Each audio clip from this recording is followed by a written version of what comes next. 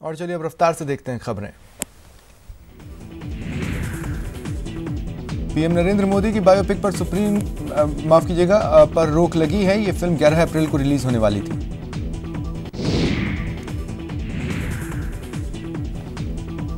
Rafale deal को लेकर supreme court से केंद्र को बड़ा झटका लगा है। कोर्ट ने लीक दस्तावेजों पर केंद्र की दलीलों को खारिज कर दिया और इन्हें वैध मानते हुए मामले पर दोबारा सुनवाई को तैयार हो गए।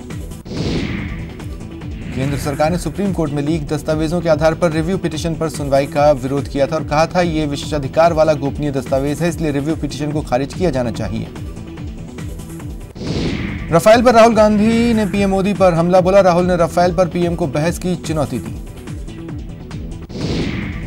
राफेल पर फैसला आने के बाद कांग्रेस ने पीसी कर बीजेपी पर हमला बोला। सुरजेवाला ने कहा आखिरकार राफेल डील की सच्चाई सामने आ गई।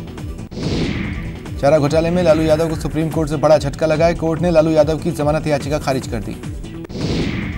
लोकसभा चुनाव की घोषणा होने के साथ ही पीएम मोदी के ताबड़तोड़ चुनावी दौरे जारी हैं। आज गुजरात के जूनागढ़ की रैली में पीएम ने कांग्रेस पर जमकर प्रहार किए। अमेठी में आज कांग्रेस अध्यक्ष राहुल गांधी ने लोकसभा चुनाव के लिए नामांकन दाखिल किया। इस दौरान उनके साथ सोनिया गांधी, बहन प्रियंका और रॉबर्ट वाड्रा मौजूद रहे। नॉमिनेशन से पहले अमेठी में कांग्रेस अध्यक्ष राहुल गांधी ने रोड शो किया। दिल्ली बीजेपी ऑफिस में गुर्जर नेता कर्नल किरोड़ी सिंह बैंसला अपने बेटे विजय बैंसला के साथ बीजेपी में शामिल हो गए। बैंसला ने कहा वो पीएम नरेंद्र मोदी की कार्यशैली से बहुत प्रभावित है।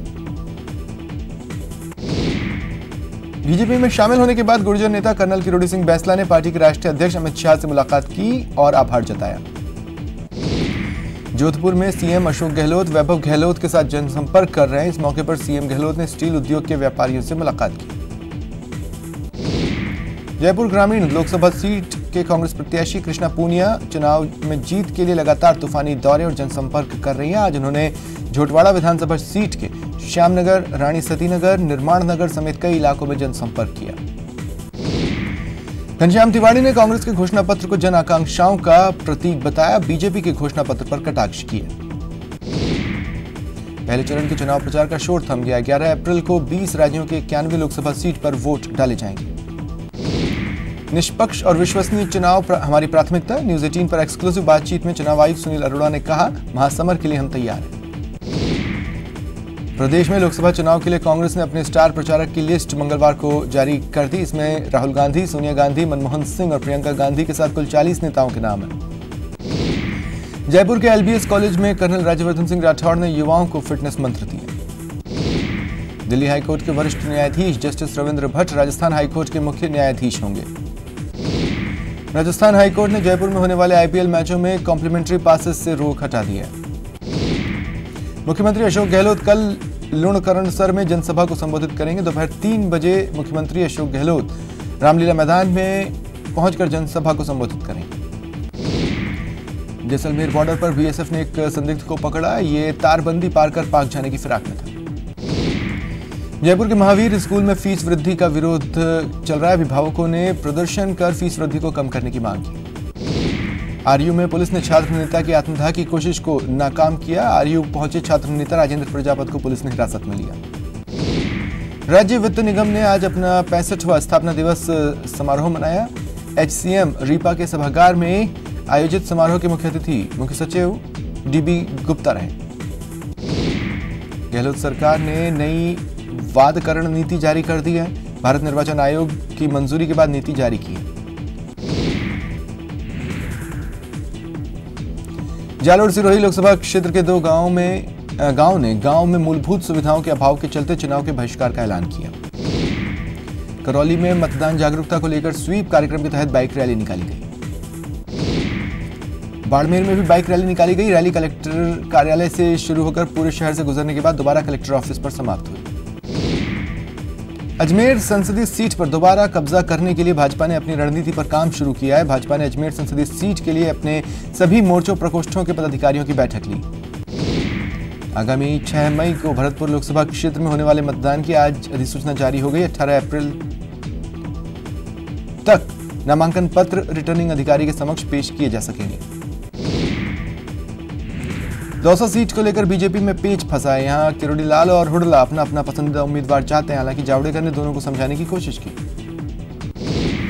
अलवर लोकसभा क्षेत्र से बीजेपी प्रत्याशी बाबा बालकनाथ ने चुनावी रैली निकाली। बाबा के समर्थक बड़ी संख्या में जुटे। अजमेर व्यापार महासभा ने बीजेपी के घोषणा पत्र की सराहना करते हुए इसे व्यापारियों के लिए बेहतर बताया। भीलवाड़ा लोकसभा क्षेत्र से बीजेपी प्रत्याशी सुभाष बहेड़िया ने कई गांव में जनसंपर्क किया। श्रीगंगानगर हनुमानगढ़ लोकसभा क्षेत्र से बीजेपी प्रत्याशी निहाल चंद ने जनसंपर्क किया। इस दौरान 18 अप्रैल को अपना नामांकन पत्र भरने की बात कही।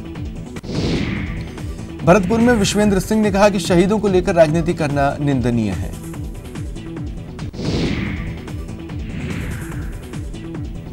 चूरू के सुजानगढ़ में शहर और देहात कांग्रेस कार्यकर्ताओं का सम्मेलन हुआ, जिसमें कार्यकर्ताओं से आगामी 6 मई के लिए प्रत्याशी रफीक मंडेलिया को जिताने की अपील की। भाजपा के प्रदेश संगठन मंत्री चंद्रशेखर मंगलवार को बांसवाड़ा दौरे पर रहे और लोकसभा चुनाव के लिए बीजेपी कार्यालय में पार्टी पदाधिकारियों की बैठक ली। श्रीगंगानगर जिले के प्रभारी मंत्री गोविंद डोटासरा मंगलवार को गंगानगर दौरे पर रहे। उन्होंने कांग्रेस प्रत्याशी भरतराम मेघवाल के नामांकन की तैयारियों को लेकर बैठक ली। धौलपुर में लोकसभा चुनाव को लेकर बीजेपी के जिले भर के नेताओं की कार्यशाला स्थानीय भार्गव वाटिका में आयोजित हुई। बीजेपी विधायक वासुदेव देवनानी ने अजमेर संसदीय सीट पर कांग्रेस प्रत्याशी रिजू झुंझुनवाला के नामांकन भरने पर आचार संहिता का उल्लंघन करने का आरोप लगाया। चूरू में मतदान जागरूकता को लेकर कई नवाचार हो रहे हैं। इसी कड़ी में जिला कलेक्टर संदेश नायक ने हस्ताक्षर अभियान शुरू किया। वहीं करौली में 125 फीट ऊंचाई पर एयर बैलून स्थापित किया गया। ये गुब्बारा संदेश देगा, मतदाता निर्भीक और निष्पक्ष होकर मतदान करें। प्रतापगढ़ जिला कलेक्टर और पुलिस अधीक्षक ने बैठक में लोकसभा चुनाव के दौरान शांति बनाए रखने में सहयोग की अपील की। प्रतापगढ़ जिला निर्वाचन अधिकारी ने चुनावी प्रकोष्ठ अधिकारियों की बैठक लेकर कार्यों की समीक्षा की। 12 में जिला प्रशासन की ओर से एनटीपीसी अंता सोर्सन वेलनेस सेंटर में जागरूकता कार्यक्रम आयोजित किया गया। डूंगरपुर में स्वीप कार्यक्रम के तहत मतदाताओं को जागरूक करने के लिए मतदाता जागरूकता बाइक रैली का आयोजन हुआ। झालावाड़ बाना लोकसभा क्षेत्र में मतदान की मतगणना झालावाड़ बाना लोकसभा क्षेत्र में चुनावों को लेकर अहम बैठक हुई। निर्वाचन विभाग ने अजमेर लोकसभा क्षेत्र में हर विधानसभा में एक महिला मतदान बूथ स्थापित करने का फैसला लिया। इसमें सभी काम महिलाएं देखेंगी। दौसा में महिला मतदान अधिकारियों को प्रशिक्षण दिया गया। लोकसभा चुनाव के लिए मतदान कराने को लेकर 5 महिला बूथ बनाए गए। डूंगरपुर के गदादफला गांव में एक युवक ने पेड़ से फंदा लगाकर आत्महत्या कर ली। पुलिस जांच कर रही है। चूरू जिले में एक बार फिर मानव तस्करी का सनसनीखेज मामला सामने आया। चाइल्ड हेल्पलाइन और तारानगर पुलिस ने 15 साल की बालिका के रेस्क्यू के बाद इस कारोबार से पर्दा उठाया। चूरू कोतवाली थाने में बाइक बोझ कंपनी के खिलाफ धोखाधड़ी का मामला दर्ज हुआ। झुंझुनू जिले के निवासी ने बाइक बोझ कंपनी पर 1,86,000 रुपए की धोखाधड़ी का आरोप लगाया। पर्यटन मंत्री विश्वेंद्र सिंह का फर्जी फेसबुक अकाउंट बनाने का मामला सामने आया है। पर्यटन मंत्री के निजी सचिव राजवीर सिंह ने थाना मथुरा गेट में अज्ञात व्यक्ति के खिलाफ रिपोर्ट दर्ज कराई।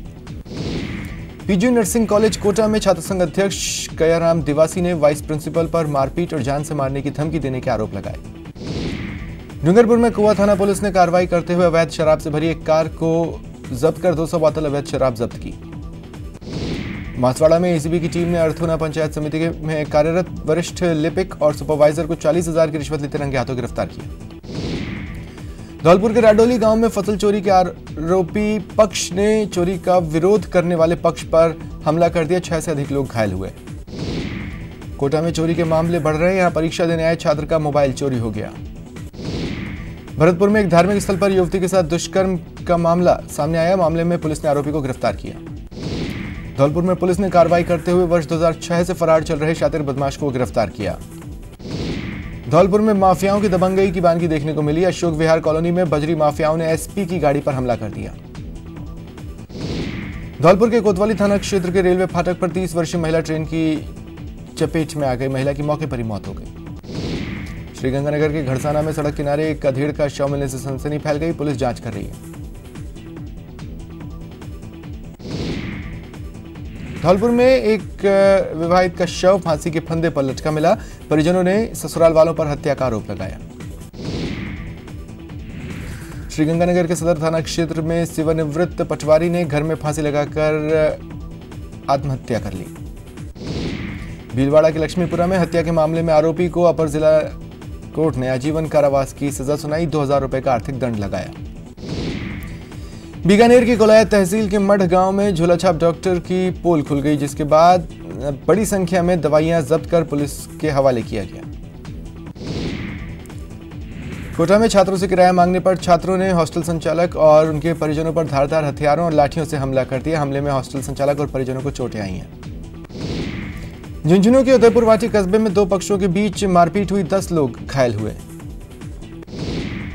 चूरू में न्यूज 18 राजस्थान की खबर का असर हुआ। संवेदनशील इलाके में अब तीसरी आंख की जद में ये होंगे। शहर पर सीसीटीवी कैमरों का पहरा होगा। चूरू के रतनगढ़ में 2 बाल श्रमिकों का रेस्क्यू किया गया। उदयपुर लोकसभा क्षेत्र से बीजेपी प्रत्याशी सीपी जोशी को समर्थन नहीं देने पर कुछ लोगों को धमकाने का मामला सामने आया है।